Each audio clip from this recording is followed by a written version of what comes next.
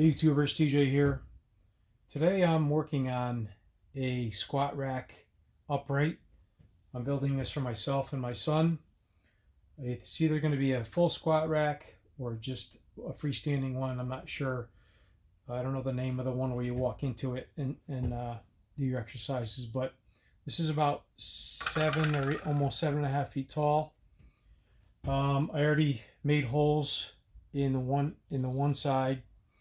I also am going to use cross members on the top to allow me to add either pull-up bar, and then I'm going to add another cross member around the middle and make another probably a dip bar. So what I'm going to show you today is the jig I made to locate my holes. They're 6 inches apart. So I made this little simple jig. This is 1/4 inch flat stock here with 1/8 inch flat on the side. It's about 2 inches wide and it slips on top of here. There's a locating pin here that I did it on the Bridgeport with my digital readout, so it's very accurate between these holes, and it's exactly 6 inches, and that's another 6 inches, but I'm only using the first 6 inches anyways, because you'll see how I slide the piece for the next hole. So what I'm going to do right now is I indicated my part. I'm exactly in the center, and from the end I'm exactly 12 inches from the end to here. So what I'll show you is how I cut my holes and how I make my squat rack. There'll be more videos coming, so this is going to be part 1. I use a Hogan annular cutter. These cutters usually go on mag drills, but they fit in your Bridgeport just fine. I did make a holder for it, but I don't even need to use a holder. I just use a end mill holder, 3/4. So I'll show you how I probably just cut a couple holes, and how this jig works. This jig is really a huge time saver, and you'll see how it works. So everything's locked down. My table's locked down. My X and Y are locked. My knee is locked. So I'm going to add some anchor lube here, some cutting lube, and I have it on back gear, probably around, I don't know, 120, 130 RPMs, not too fast.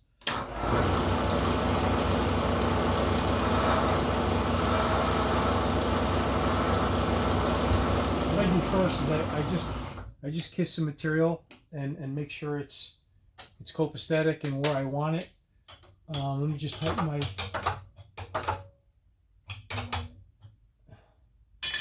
collet up a little bit here. So it's where I want it, so I'll continue to cut.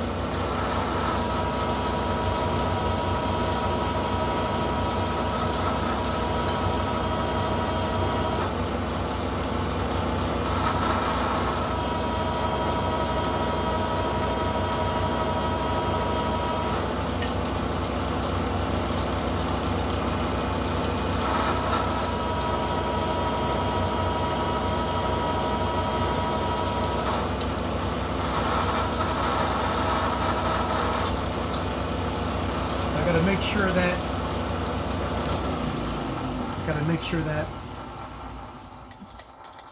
the piece that fell out is out of the way to go through it. This is a 2x2 tube. It's 11 gauge material, and a lot of racks out there, commercial racks are probably 3x3 and 11 gauge as well. But some of the ones you got on Amazon, they're a lot thinner, probably 14 gauge or even less. So now I'm going to drill the other side. I'm going to actually put a hole in the other side.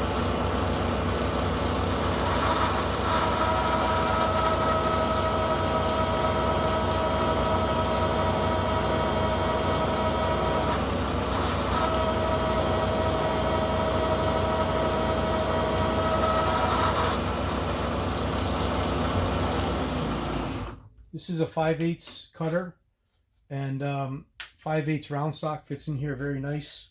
It's actually a few thousandths clearance, which is nice when you get for the J hooks that I'm going to be making.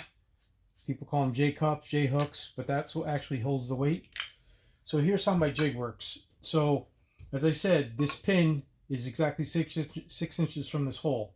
So what I do is I put the pin in here. This guy slides down, everything's tight, and then I loosen my vise very carefully because I got a lot of overhang over here, and I bring this guy this way. The first one from the 6 inches you got to line up by hand, and then after that everything else will be exactly 6 inches where there's no alignment at all. So I sink it down into that hole, come back, lock this. Let me adjust my table real quick.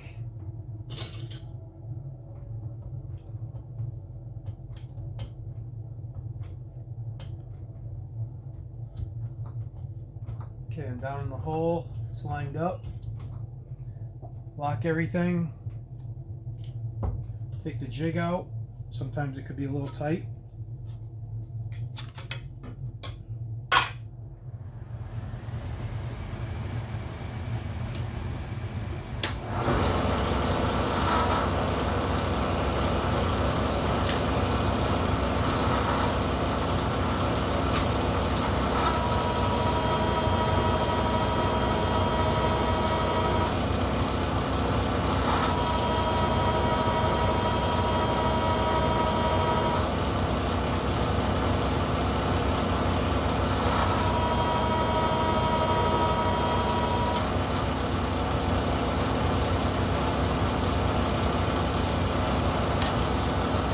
See that I don't have a pilot driver. We just knocked that piece out, which is good so it doesn't fall in the center of the tube.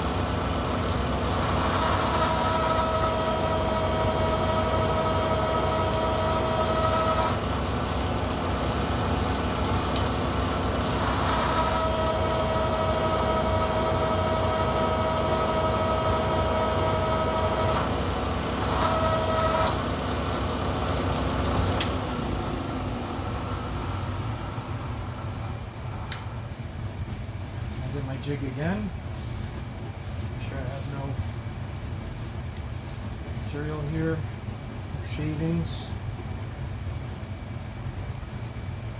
This pin is a little long, but it's fine for what I'm doing. So then now I loosen my vise. I bring this, slide it back.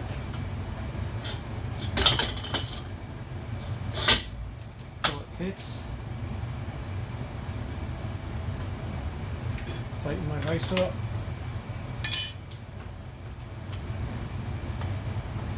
I'm right in the hole now. No adjusting the table. Move the jig out of the way.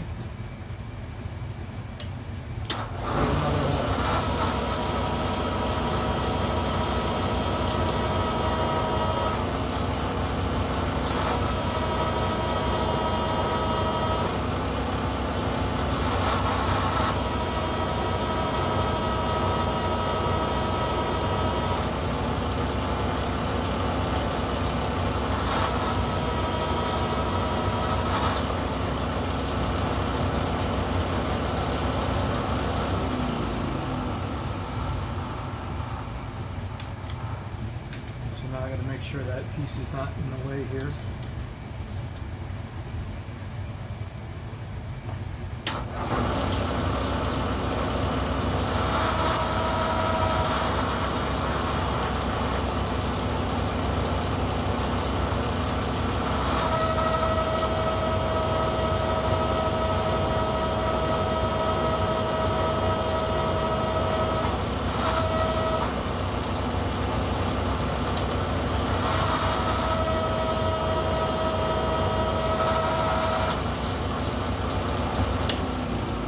So there you have it, folks. I'm going to continue all the way up to the end to where I have it marked, and then I'll do the other one, and probably the next phase or the next part will be part 2 in regards to either welding up and drilling and tapping the holes, a piece of round stock, or I'm going to put my cross members.